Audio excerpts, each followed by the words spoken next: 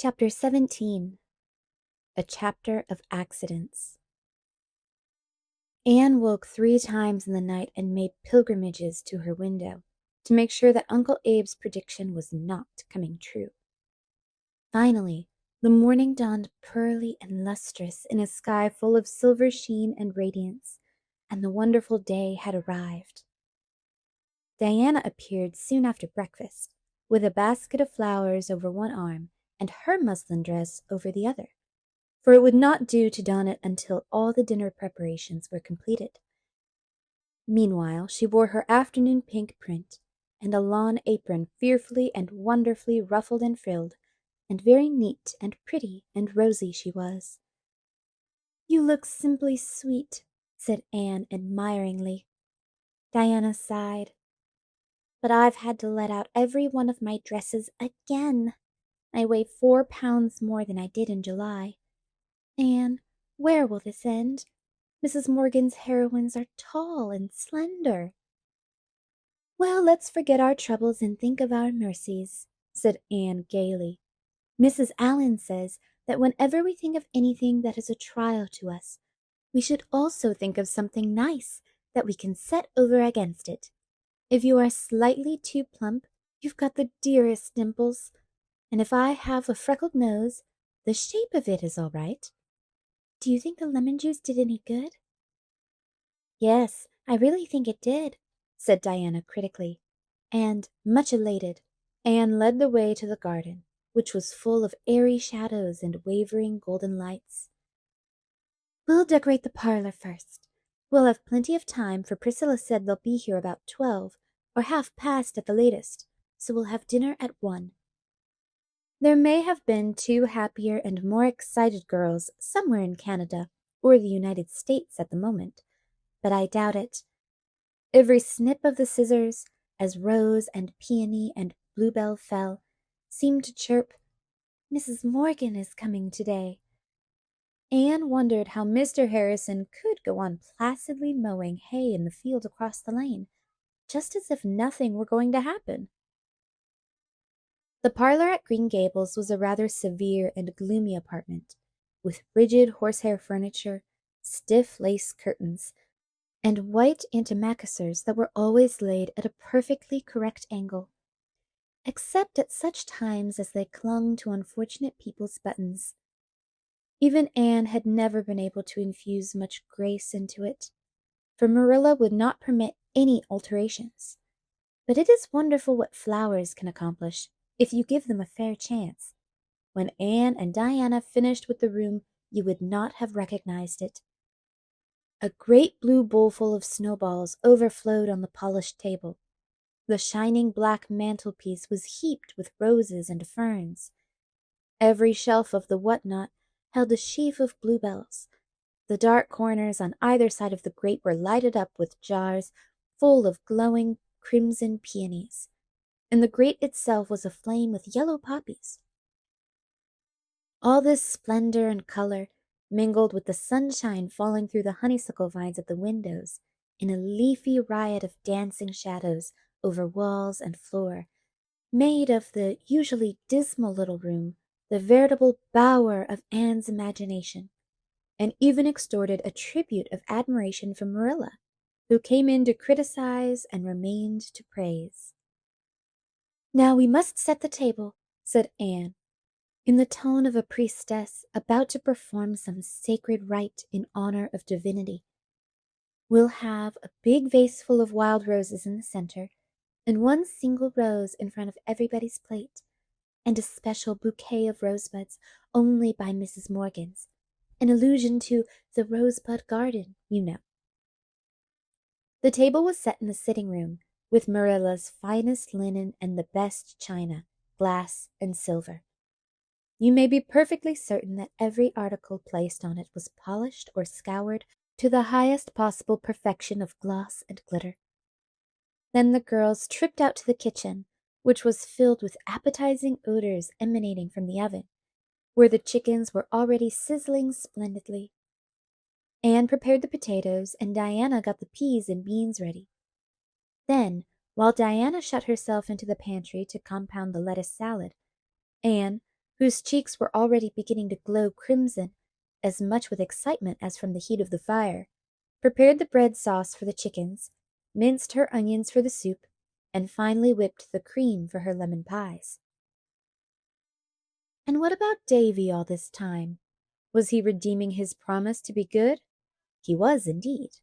To be sure, he insisted on remaining in the kitchen, for his curiosity wanted to see all that went on. But as he sat quietly in a corner, busily engaged in untying the knots in a piece of herring net he had brought home from his last trip to the shore, nobody objected to this. At 11:30 the lettuce salad was made, the golden circles of the pies were heaped with whipped cream, and everything was sizzling and bubbling that ought to sizzle and bubble. "We'd better go and dress now," said Anne, "for they may be here by 12. We must have dinner at sharp 1, for the soup must be served as soon as it's done." Serious indeed were the toilette rites presently performed in the east gable. Anne peered anxiously at her nose, and rejoiced to see that its freckles were not at all prominent, thanks to either the lemon juice or the unusual flush on her cheeks. When they were ready, they looked quite as sweet and trim and girlish as ever did any of Mrs. Morgan's heroines. "I do hope I'll be able to say something once in a while, and not sit like a mute," said Diana anxiously. "All of Mrs. Morgan's heroines converse so beautifully, but I'm afraid I'll be tongue-tied and stupid, and I'll be sure to say 'I seen.'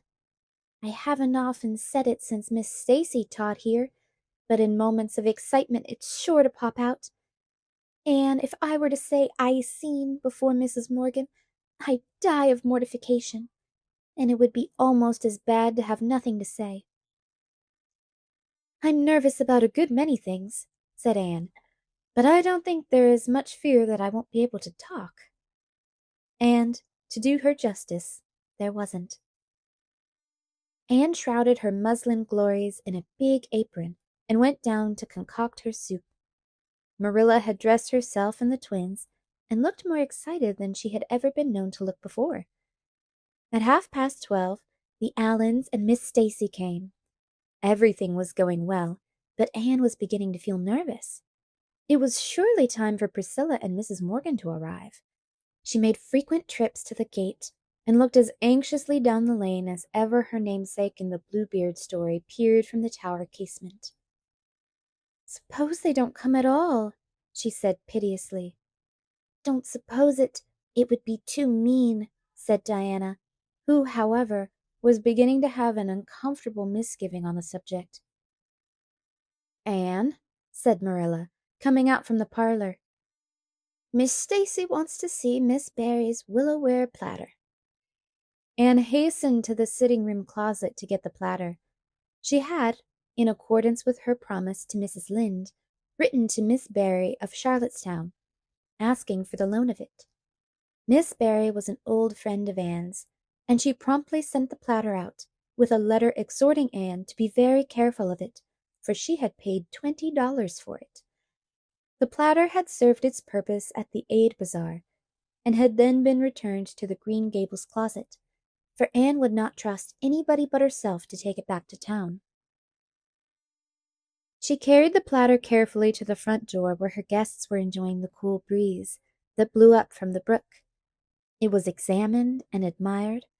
Then, just as Anne had taken it back into her own hands, a terrific crash and clatter sounded from the kitchen pantry. Marilla, Diana, and Anne fled out, the latter pausing only long enough to set the precious platter hastily down on the second step of the stairs. When they reached the pantry, a truly harrowing spectacle met their eyes. A guilty-looking small boy scrambled down from the table, with his clean print blouse liberally plastered with yellow filling, and on the table the shattered remnants of what had been two brave, becreamed lemon pies. Davy had finished raveling out his herring net, and had wound the twine into a ball. Then he had gone into the pantry to put it up on the shelf above the table, where he already kept a score or so of similar balls, which, so far as could be discovered, served no useful purpose save to yield the joy of possession. Davy had to climb on the table and reach over the shelf at a dangerous angle, something he had been forbidden to do by Marilla, as he had come to grief once before in this experiment. The result in this instance was disastrous. Davy slipped and came sprawling squarely down on the lemon pies. His clean blouse was ruined for that time, and the pies for all time. It is, however, an ill wind that blows nobody good, and the pig was eventually the gainer by Davy's mischance. "Davy Keith," said Marilla, shaking him by the shoulder, "didn't I forbid you to climb up on that table again? Didn't I?" "I forgot," whimpered Davy. "You've told me not to do such an awful lot of things that I can't remember them all." "Well, you march upstairs and stay there till after dinner. Perhaps you'll get them sorted out in your memory by that time. No, Anne, never you mind interceding for him. I'm not punishing him because he spoiled your pies. That was an accident. I'm punishing him for his disobedience. Go, Davy, I say." "Ain't I to have any dinner?" wailed Davy. "You can come down after dinner is over and have yours in the kitchen." "Oh, all right," said Davy, somewhat comforted. "I know Anne'll save some nice bones for me, won't you, Anne? 'Cause you know I didn't mean to fall on the pies. Say, Anne, since they are spoilt, can't I take some of the pieces upstairs with me?" "No, no lemon pie for you, Master Davy," said Marilla, pushing him toward the hall. "What shall we do for dessert?" asked Anne, looking regretfully at the wreck and ruin. "Get out a crock of strawberry preserves," said Marilla consolingly. "There's plenty of whipped cream left in the bowl for it." 1 o'clock came, but no Priscilla or Mrs. Morgan. Anne was in an agony. Everything was done to a turn, and the soup was just what soup should be, but couldn't be depended on to remain so for any length of time. "I don't believe they're coming after all," said Marilla crossly. Anne and Diana sought comfort in each other's eyes. At 1:30, Marilla again emerged from the parlor. "Girls, we must have dinner. Everybody is hungry, and it's no use waiting any longer. Priscilla and Mrs. Morgan are not coming. That's plain, and nothing is being improved by waiting." Anne and Diana set about lifting the dinner, with all the zest gone out of the performance. "I don't believe I'll be able to eat a mouthful," said Diana dolefully. "Nor I, but I hope everything will be nice for Miss Stacy's and Mr. and Mrs. Allen's sakes," said Anne listlessly. When Diana dished the peas, she tasted them, and a very peculiar expression crossed her face. "Anne, did you put sugar in these peas?" "Yes," said Anne, mashing the potatoes with the air of one expected to do her duty. "I put a spoonful of sugar in. We always do. Don't you like it?" "But I put a spoonful in too when I set them on the stove," said Diana. Anne dropped her masher and tasted the peas also. Then she made a grimace. "How awful! I never dreamed you would put sugar in, because I know your mother never does. I happened to think of it, for a wonder. I'm always forgetting, so I popped a spoonful in." "It's a case of too many cooks, I guess," said Marilla, who had listened to this dialogue with a rather guilty expression. "I didn't think you'd remember about the sugar, Anne, for I'm perfectly certain you never did before. So I put in a spoonful." The guests in the parlor heard peal after peal of laughter coming from the kitchen, but they never knew what the fun was about. There were no green peas on the dinner table that day, however. "Well," said Anne, sobering down again with a sigh of recollection, "we have the salad anyhow, and I don't think anything has happened to the beans. Let's carry the things in and get it over." It cannot be said that the dinner was a notable success socially. The Allens and Miss Stacy exerted themselves to save the situation, and Marilla's customary placidity was not noticeably ruffled. But Anne and Diana, between their disappointment and their reaction from their excitement of the forenoon, could neither talk nor eat. Anne tried heroically to bear her part in the conversation for the sake of her guests, but all the sparkle had been quenched in her for the time being, and in spite of her love for the Allens and Miss Stacy, she couldn't help thinking how nice it would be when everybody had gone home, and she could bury her weariness and disappointment in the pillows of the east gable. There is an old proverb that really seems at times to be inspired. It never rains, but it pours. The measure of that day's tribulations was not yet full. Just as Mr. Allen had finished returning thanks, there arose a strange, ominous sound on the stairs, as of some hard, heavy object bounding from step to step, finishing up with a grand smash at the bottom. Everybody ran out into the hall. Anne gave a shriek of dismay. At the bottom of the stairs lay a big pink conch shell amid the fragments of what had been Miss Barry's platter, and at the top of the stairs knelt a terrified Davy, gazing down with wide-open eyes at the havoc. "Davy," said Marilla ominously, "did you throw that conch down on purpose?" "No, I never did," whimpered Davy. "I was just kneeling here, quiet as quiet, to watch you folks through the banisters, and my foot stuck out that old thing and pushed it off, and I'm awful hungry, and I do wish you'd lick a fella and have done with it, instead of always sending him upstairs to miss all the fun." "Don't blame Davy," said Anne, gathering up the fragments with trembling fingers. "It was my fault. I set that platter there and forgot all about it.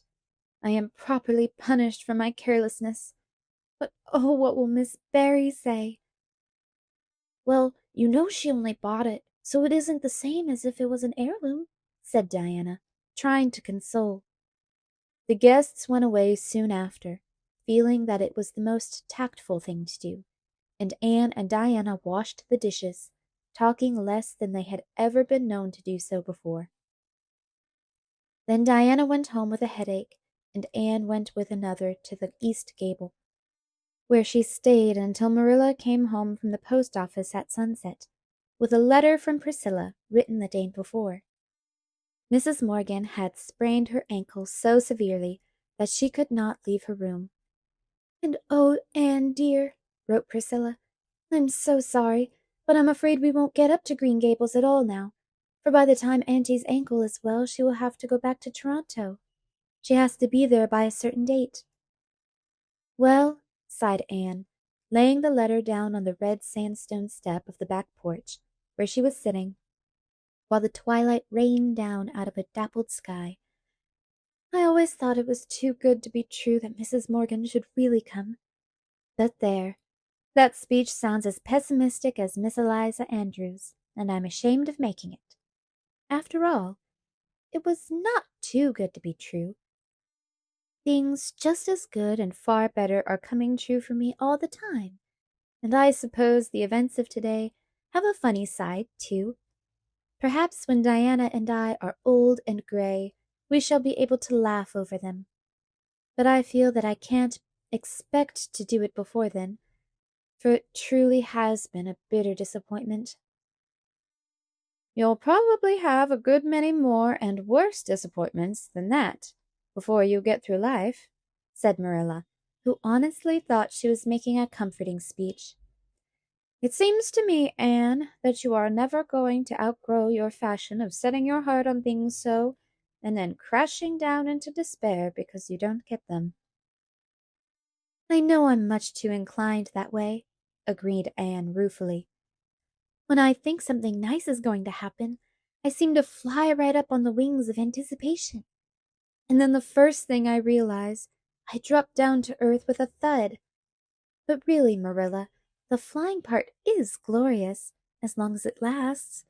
It's like soaring through a sunset. I think it almost pays for the thud." "Well, maybe it does," admitted Marilla.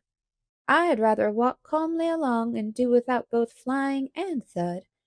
But everybody has her own way of living."